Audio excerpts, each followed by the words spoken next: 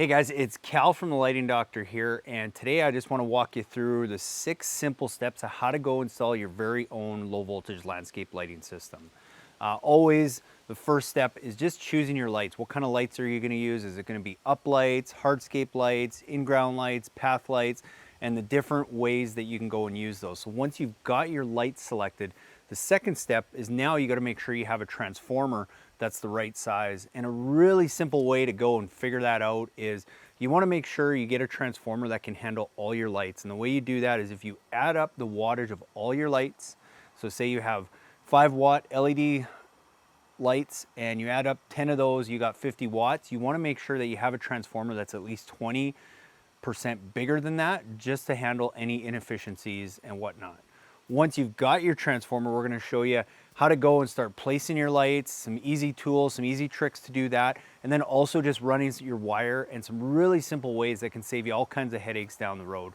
So that's really the first 3 steps. After that, we get into wiring them, using proper wireproof connections, how to tee off on the line, how to wire each fixture, and how to make sure that those connections last for a long, long time. Once you've got that set up, then you want to go and actually hook your lights up to your transformer and give it power. Test all your lights out, make sure everything's working before you go and bury everything, which is the last step, is going and burying your wire. The beauty with low voltage landscape lighting is there's no code that says it has to be 18 inches in the ground or anything. You always want to check with your local codes, but for the most part, you can run it just through the grass on top of the mulch, and we're going to show you guys some tips on how to do that. So really 6 easy steps to go and install your very own low voltage landscape lighting system, and we're going to get into that. So in any landscape lighting project, really the first step is you got to figure out which lights you're going to use, and that's probably one of the toughest parts of landscape lighting. If you've never done it before, you don't always know which lights to use, where to get them.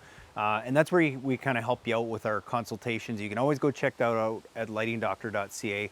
But basically there's about 5 main kinds of lights that you're going to want to use. One, and probably the most popular light that you're going to use for 70 to 80% of your projects, is something called an uplight or an accent light, or sometimes called a spotlight. A light that you can use to uplight trees, architectural features of your home, statues, features, waterfalls, all kinds of different stuff like that. The second most popular light to use is pathway lighting, path and garden lights as we like to call them.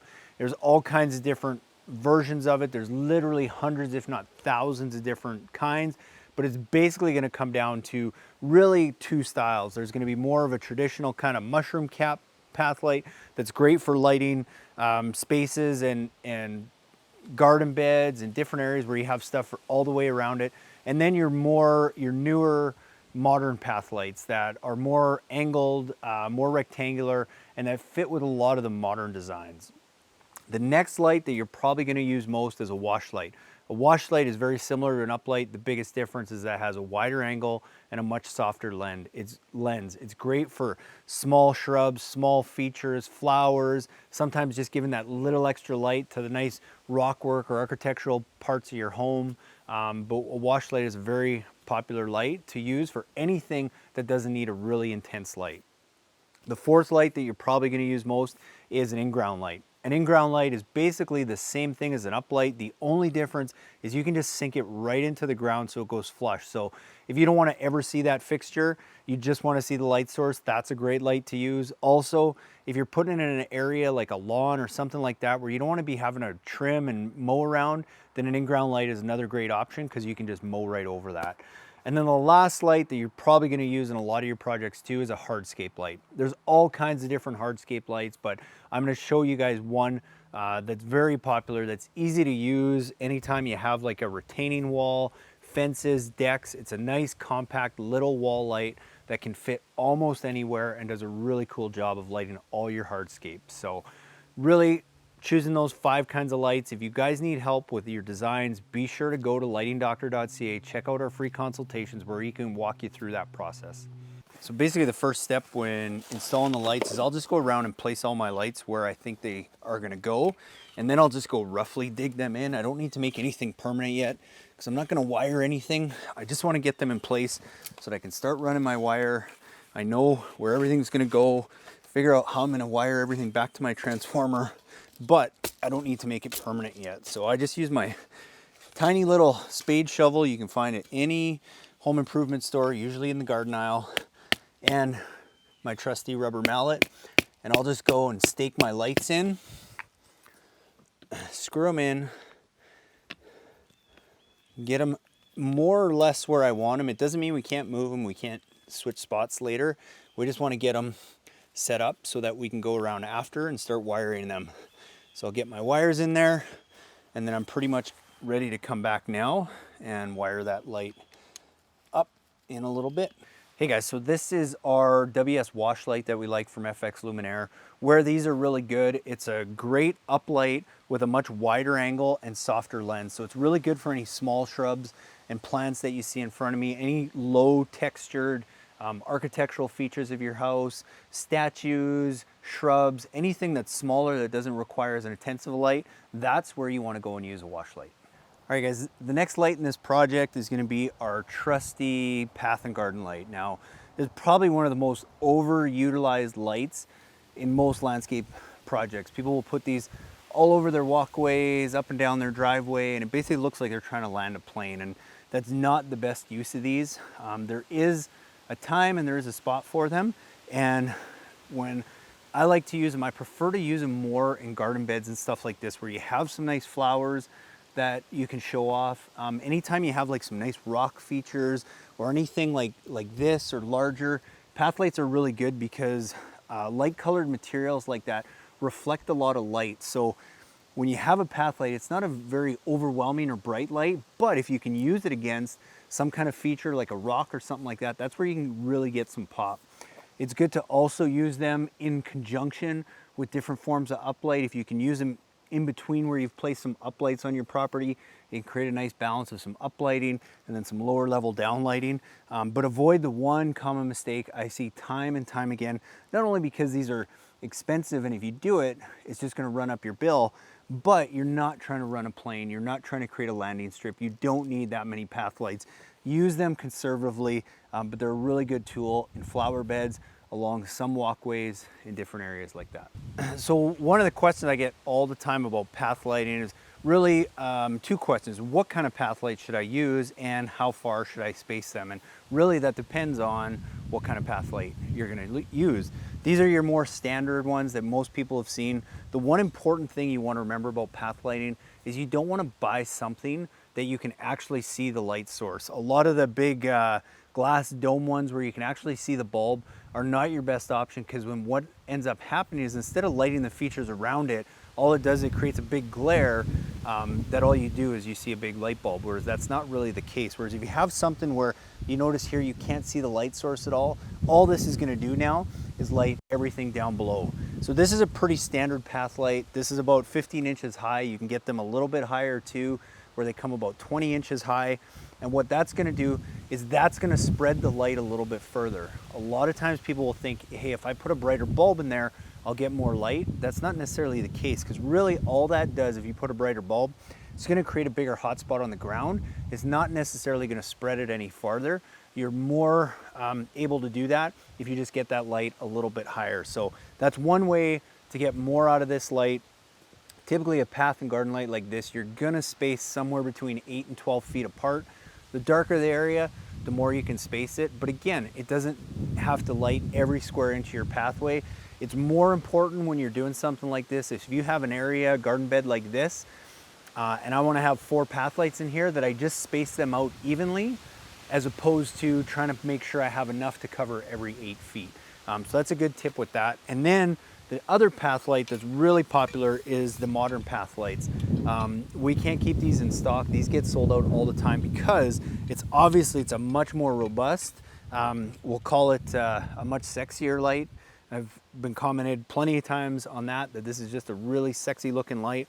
Yes, you're gonna pay probably about twice as much for these, but they're a lot more material. They're built super strong. They fit that modern design, and they're a little bit taller than the typical path light. As you can see here, if I kind of place them at the same height, this one's a little bit higher. So again, what does that do?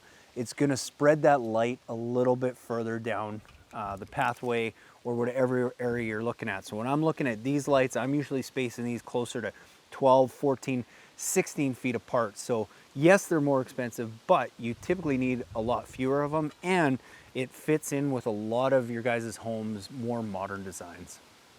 Okay guys, here's one of our newer versions of our in-ground lights. I'm really excited about these ones from FX Luminaire. The only difference is most of them don't have this cowl on there, which is a good thing, because if you're placing it in the grass, you don't want to have something sticking out that you could possibly get your lawnmower on. In this case, we're going to use it. We're doing this in a driveway area, so I just want to protect that light a little bit more, but they're really easy to install because basically, again, you're just digging a hole, you're sinking that light in there. If you have lots of gravel and sand already, say in a driveway area, then you can just hard pack that around the light, no problem. If it's in a softer area, sometimes bringing in some, some play sand to go and sink that light into is a good way too. It helps keep it drier for a light that's in the ground as well. In this case, we're going to be using it to highlight some of the architectural rock we have on the front of the garage here. Now, I don't know if you can see this in this video, but up above we have a coach light on the garage. And one of the things that guys always tell me is, well, I don't need a light to go and highlight that because that's what that coach light does. But it's two totally different effects. That is a very glary light, and that's a light that we almost never have on this property because it looks god awful from a distance. Whereas now what this is going to do, from the ground, close to the building, not super far, probably about a foot back, it's going to just graze the stone. And when you do that, what it does is it brings out all the little subtleties that you see here. It creates all kinds of cool shadows, and it makes it a very soft and subtle look. So I love these in-ground lights for areas like this where you have some nice architectural features.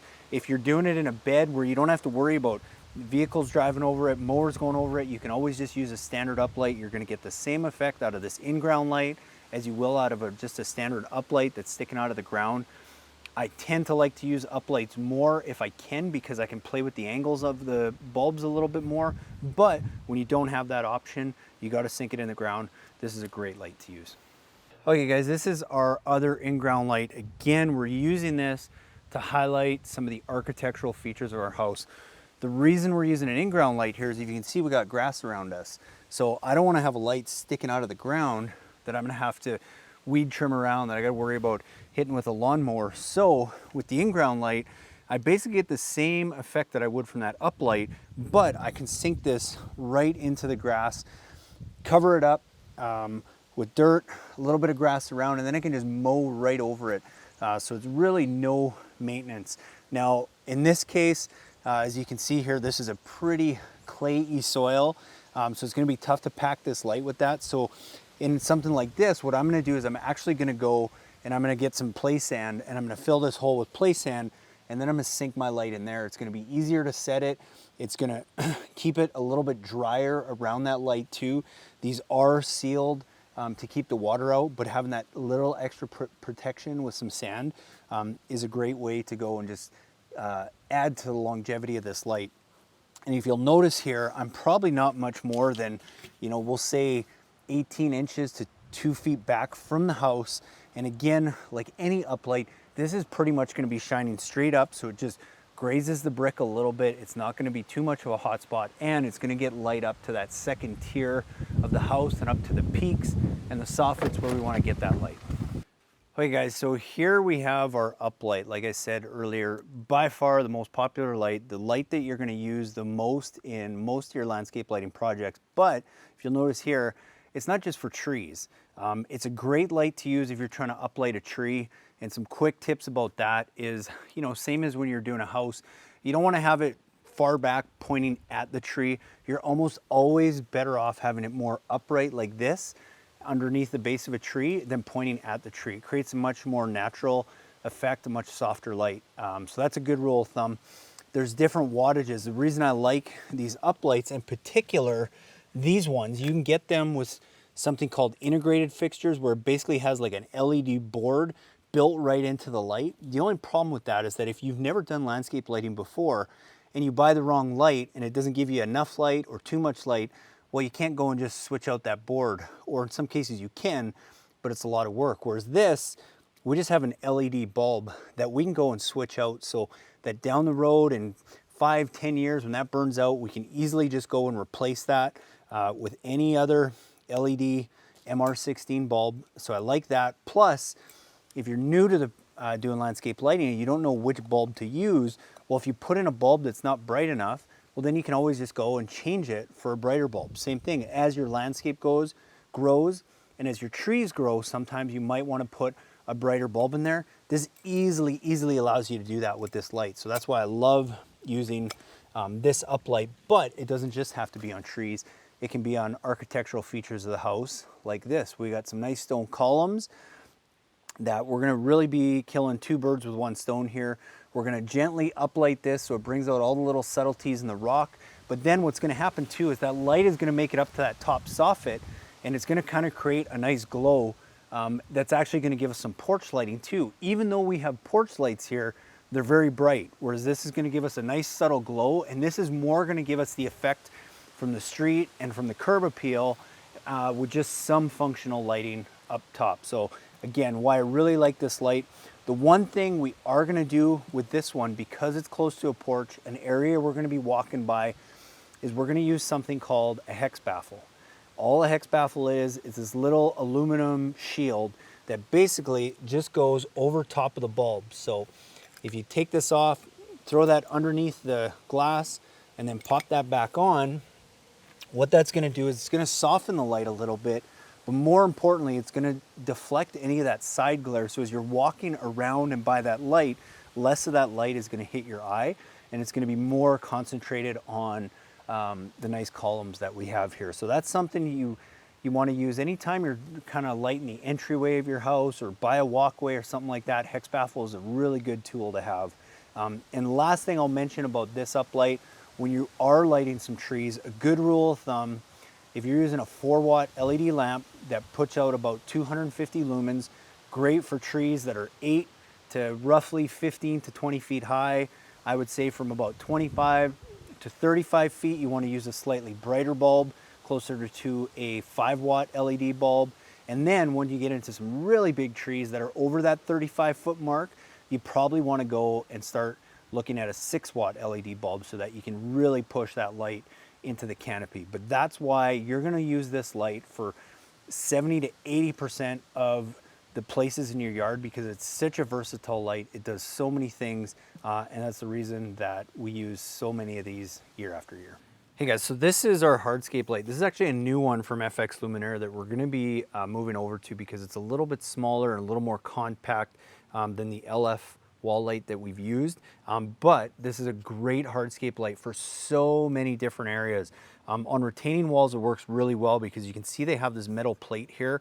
That's nice because usually you can just put this underneath that top cap of the retaining wall, and then that light just sits there and nicely shines down on it. They come in a bronze and a weathered iron finish, which is like a rock face color, so it really matches those. So most people have seen these kind of lights in those hardscapes before, but where they don't see them a lot of times that I love using them for is a different kind of hardscape, whether it be decks and fences and different areas like that. So on this project, we've got a couple uplights lighting our columns on both sides, and then this is going to become all a bed down below. So what we're going to use is we're going to use our hardscape light underneath the deck here that's going to cast light down into our flower bed area. Now there's a couple ways you can go and mount that. You can basically just screw it to the underside here, and that'll hold. And the nice thing is, because it's such a small compact light, it stays very well hidden. The other thing though is sometimes you don't always have a big lip like this, so you need to mount it under a very small narrow area, for example like in a fence. So what you can do is this plate also comes off.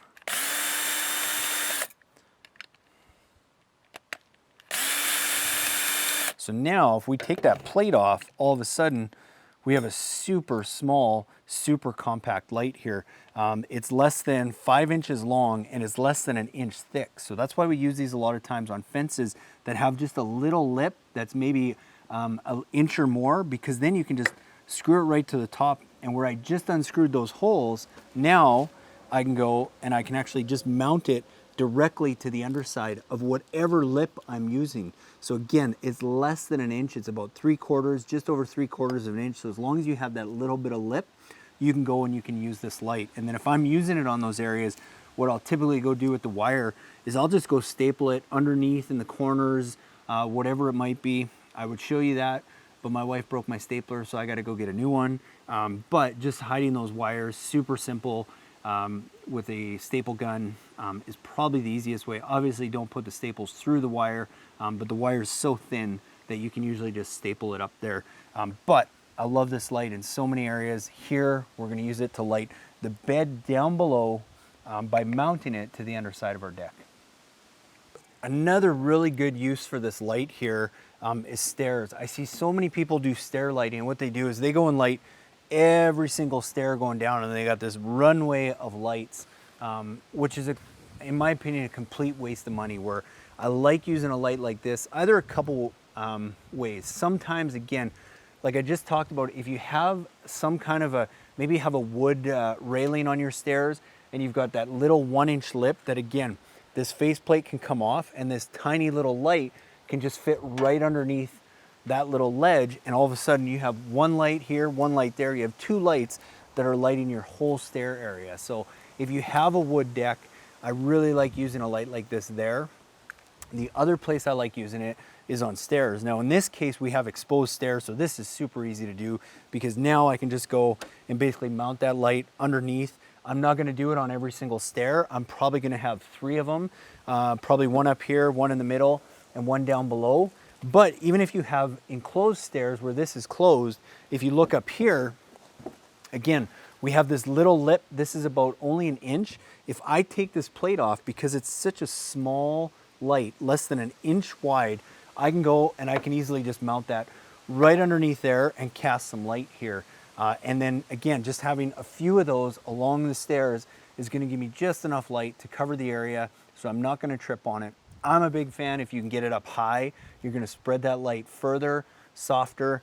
So if you can do that, do that. But again, a great light for hardscapes like fences, decks, stairs, all kinds of areas like that. The other thing I like about this new light, as opposed to some of the other hardscape lights that we've used, is this actually has a drop-in bulb now. So that now, as that light eventually burns out and call it, 5, 10, 15 years, whatever it is, you actually have the option now to easily go and replace that bulb in there with any T3 LED lamp. So that's a really nice feature to have, to be able to now be able to switch out that bulb. So the next step in your landscape lighting project is figuring out what size transformer. You've selected all your lights, you know roughly what your design is going to be, but now how do you turn them on? How do you make that work? Well, a real simple way with low voltage lighting is you basically just want to add up the wattage of all your lights. So if you've got a 5-watt uplight and you've got 10 of them, that's going to be 50 watts, right? So you want to make sure that you always select a transformer that it's at least 20% higher than that, because sometimes there's going to be inefficiencies and different things like that. I'll talk about the different sizes of transformers in a bit, but as a general rule of thumb, you always want to have a transformer that's at least 20% higher than the total amount of wattage of all your lights. In this case, on this project, we've got roughly 100 watts of lights. It's about 20 lights, and we're gonna use a 150 watt transformer because our total wattage is 100 watts. We wanna make sure it's a little bit bigger. So in this case, we're gonna use our 150 watt transformer on this project. So along with placing the lights, once I've done that, I just wanna go and run my wire. I'm not wiring anything yet. All I'm gonna do is I'm gonna start up my transformer, and I'm gonna lay my wire out to each light fixture, just so that I know roughly how much wire I'm going to be using and figure out exactly how I'm going to run it. So I'll just tie it off at some point and then start walking it out. And then the only thing you want to make sure you do is, as you're doing that, at every single light, just go and leave a little extra wire so that when you get around to wiring, you've got plenty of room to work with, and then you can just go tie those lights in.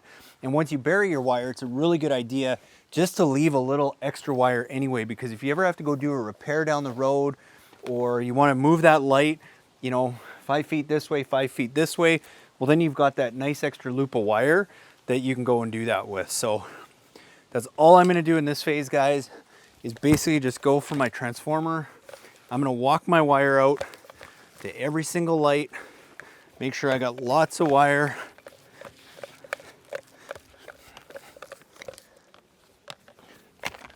I'm gonna leave my loops at every single light. Again, just making sure I've got lots of extra.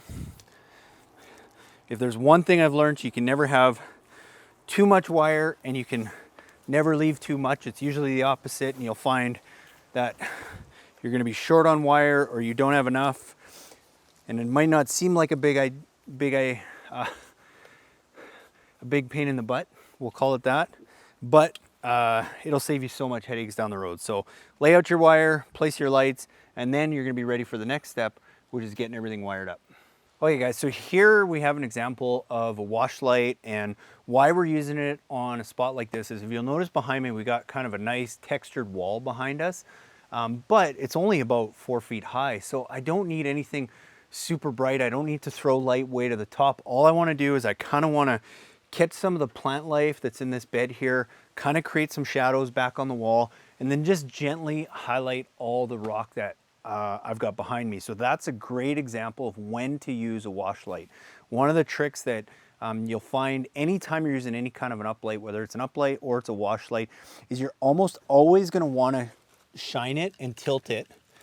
And if I was smart, I would have put the screw here on the other side, but you almost always wanna tilt it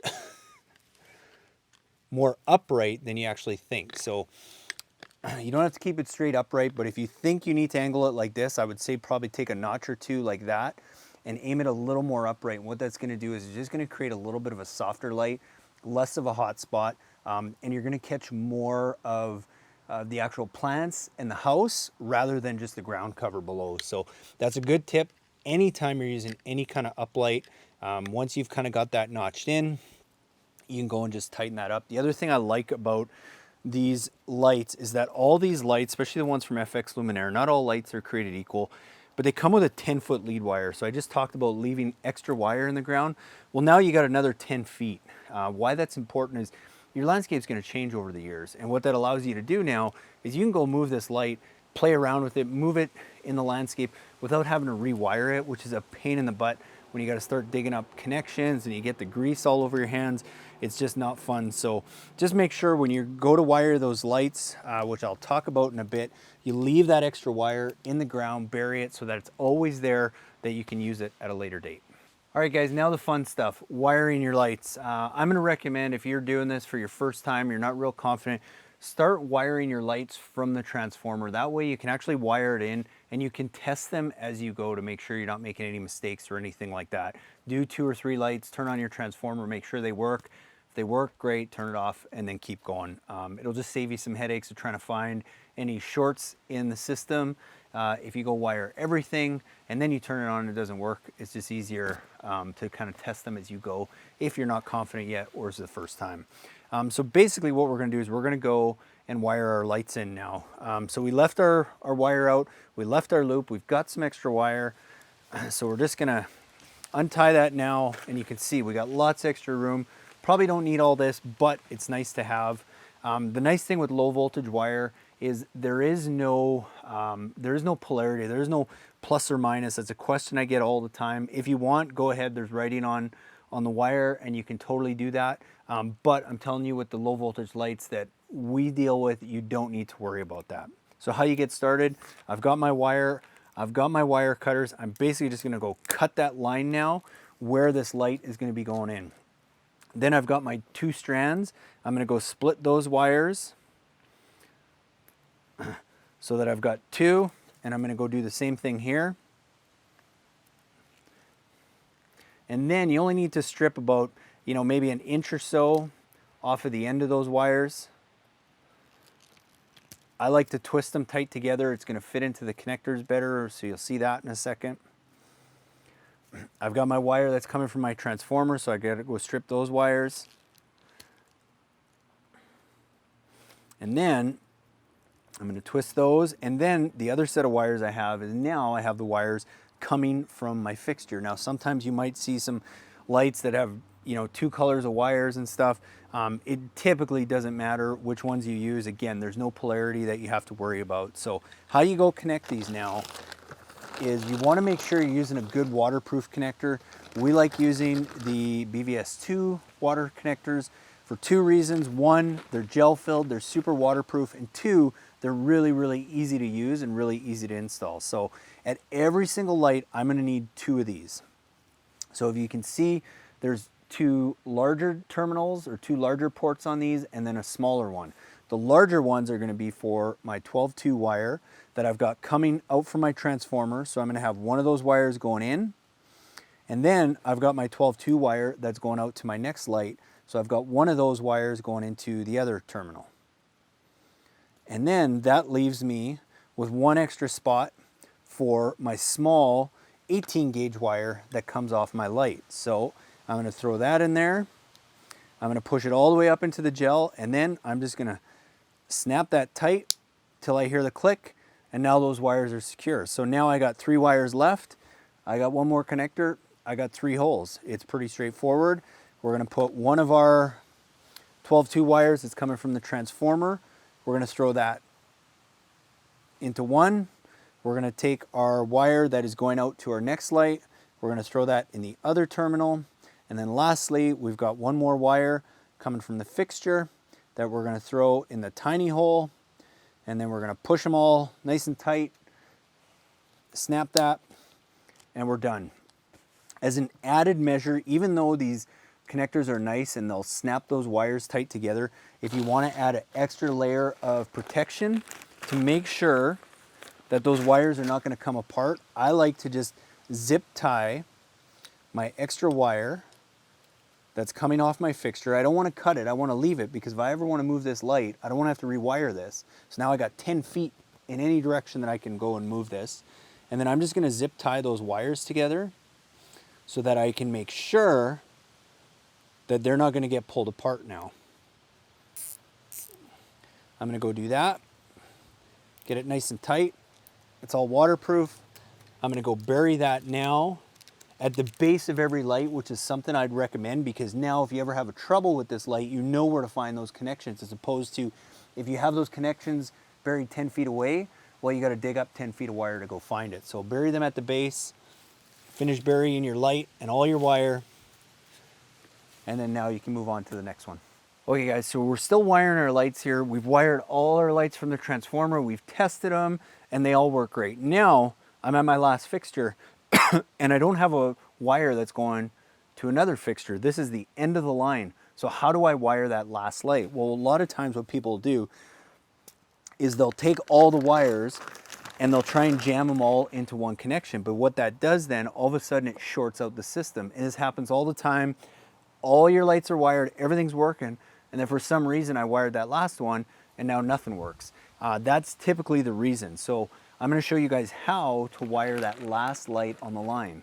So just like the previous video, we still need our two connectors at each fixture, because we're still going to have our 2 sets of wire coming off our 12-2. So same thing as before, we're going to split those and we're going to strip the ends of that. And then we've got our 2 wires that are coming from our fixture, right? So now what we're going to do, and this is where the math gets tricky, but now we got our connector, we got 3 holes, and we got another 3, so we got 6 holes, but we only have 4 wires. So the way we go and wire that is now the wire goes into that one terminal, and this other one stays free, and then you wire your light into that connector as well. So in this last light on the line, you're only going to have 2 wires in the connector as opposed to 3, because we don't have another wire going to the next fixture. And then I've still got 2 wires left. I'm going to take my connector, I'm going to put the big wire in the big hole, the small wire in the small hole, and snap that tight, and voila, we're done. That's how you go and end the line. You want to make sure you still have 2 connections at every single fixture, even that last one. The only thing is, on the last one, you're going to have an extra hole. Sometimes what you can do is, say you know that you're probably going to put another light down the road, well, you can always run another wire out to the field and then just end it with 2 of these. But make sure when you do that, same thing. Say this was, we didn't know if we were going to put a light down here or add a light later. So we're just going to run our wire, our 12-2 wire down the line, and then we're just going to cap it off with this so we make sure no water or anything gets in it. But then when we're ready to go add a light later, now we can just open these up and then we can come and we can plug our fixture into this and add that extra light. So hopefully that makes sense. But again, last light on the line, you still need 2 connectors. There's just going to be an extra hole in each connector. Okay guys, we're at a point now here where we're running all our lights. We've got most of our lights along the house, but I got a section of only 4 lights over there. Well, I don't want to have to run wire all the way back around to those lights. So a question I always get asked is, well, can I tee into the line somewhere? Yes, absolutely you can, and that's what we're going to do here. And I'm going to show you how to do this. You can use this same principle if you're coming off of a transformer and you want to run a line that way and a line this way. You can tee at the bottom of the transformer too, but I'm going to show you how to go do that. So we've got our wire that's running across, and we've got our wire that we're going to send out to that new area. So same as before, we're going to split those wires, and then we're going to strip the ends of those, you know, again, roughly about 1 inch or so off the end of those. So that's our line that's going out to our 4 lights off in the distance. And then we've got our continuous line here that we're just going to cut into and we're going to make our T. So same thing, we're going to split. We're going to strip the ends off our line that's coming from our lights. And then we've got our line that's going to the rest of the lights. And then we've got our other line that's going to our other 4 lights. So now I got 3 sets of 12-2 wire. But we can't use these connectors now because we only got 2 holes for the 12-2 and we got a small hole for our fixture. So this is not going to work, so we can't use that. So what we're going to use is we're going to use these. We're going to use these DBRY connectors. Again, waterproof, gel filled. These are pretty much bulletproof once you get them installed. But now what we're going to do is we're going to tee in. So we've got 1 wire coming from our fixtures, 1 wire that's going out to our fixtures, and then we got that 3rd line now that's going out to our other set of fixtures. We're just going to twist all those together, and then we're going to throw our moret on there and twist those all together.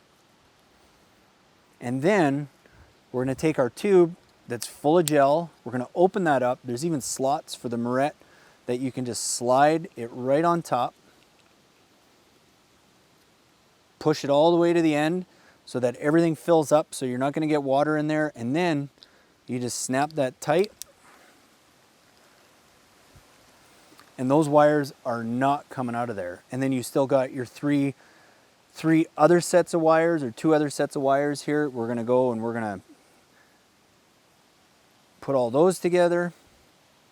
And the reason again that you can't do this with our little BVS2 connectors is because the 3 holes in there are not big enough to hold 3 of the 12 gauge wires. So we need to use a bigger connector. So again, we're going to twist all those together with our moret. We're going to open up our gel filled tube. We're going to push that into our tube, and then we're just going to snap that tight.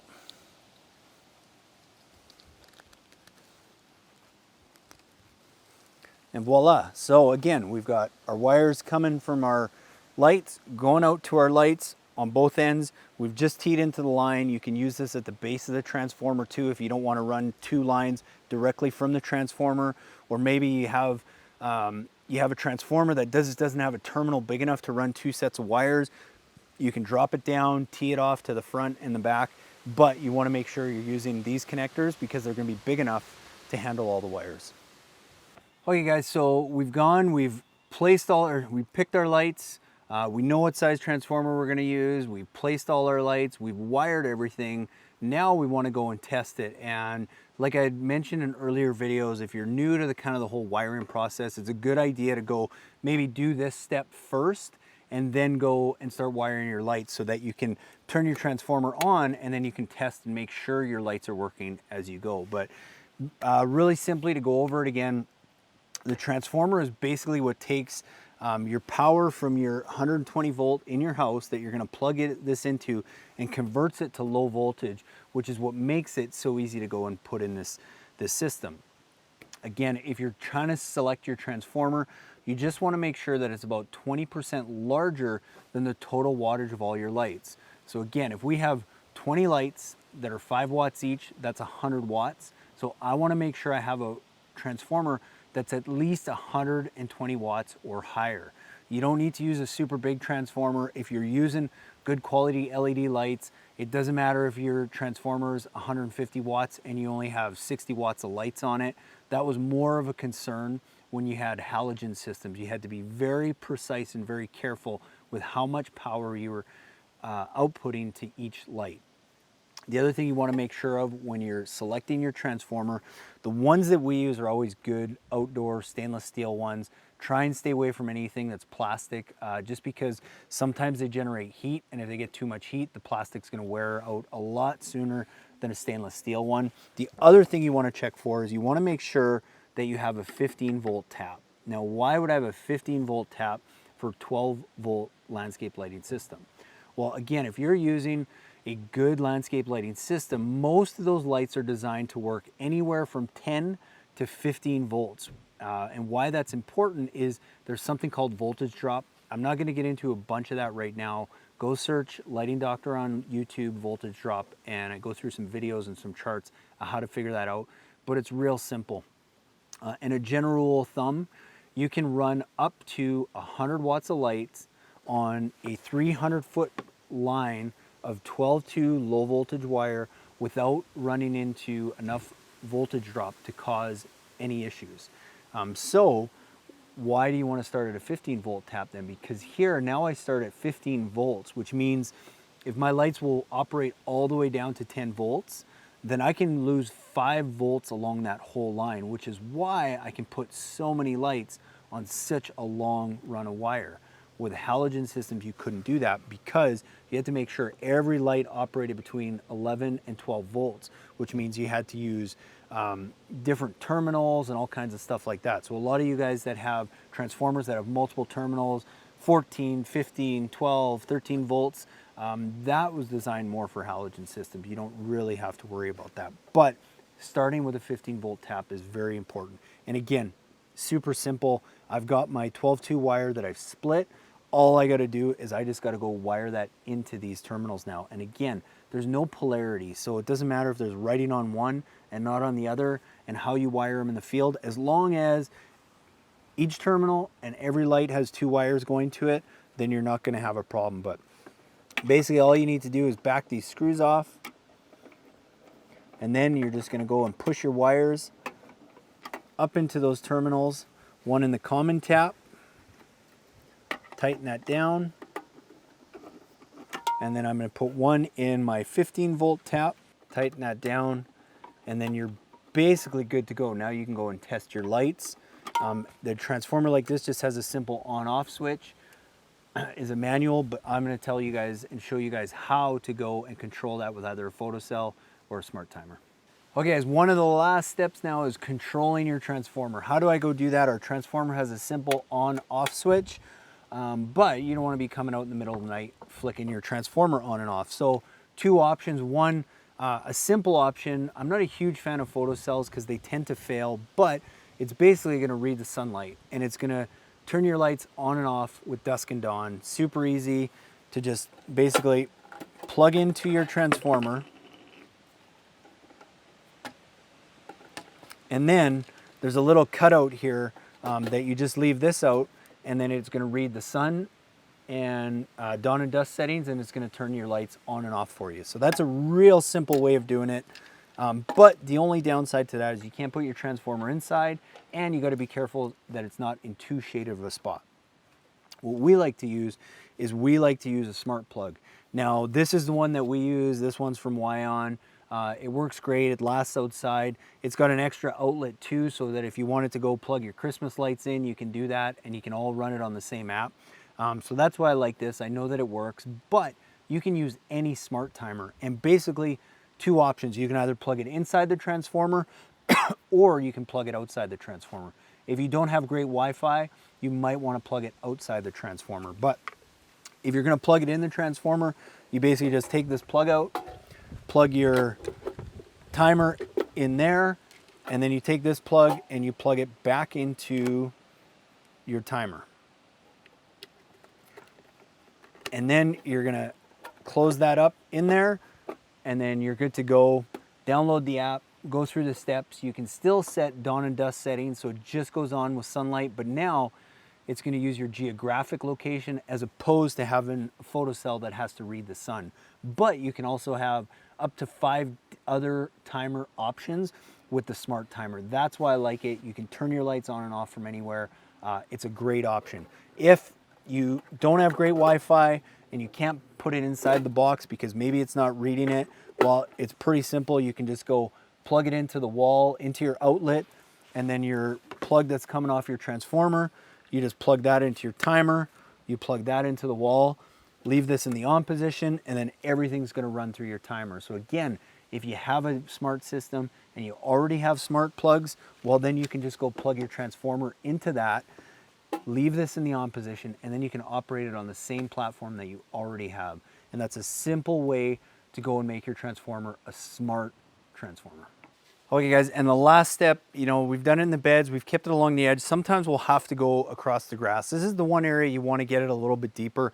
You want to make sure that it's not going to get hit by an aerator or anything like that if you have to run the wire through the grass. But again, as much as possible, try and keep it to the edges. But all we use is a simple flat spaded shovel. And basically all I'm doing is I'm cutting a little slit in the grass and kind of flicking that up. We used to do this a lot with irrigation too, where I can get about 8 inches deep. I can flick that grass up just enough so that I can tuck either my pipe or my wire in there. And then all I'm gonna go do is I'm gonna go and I'm gonna slide my wire into that crack now.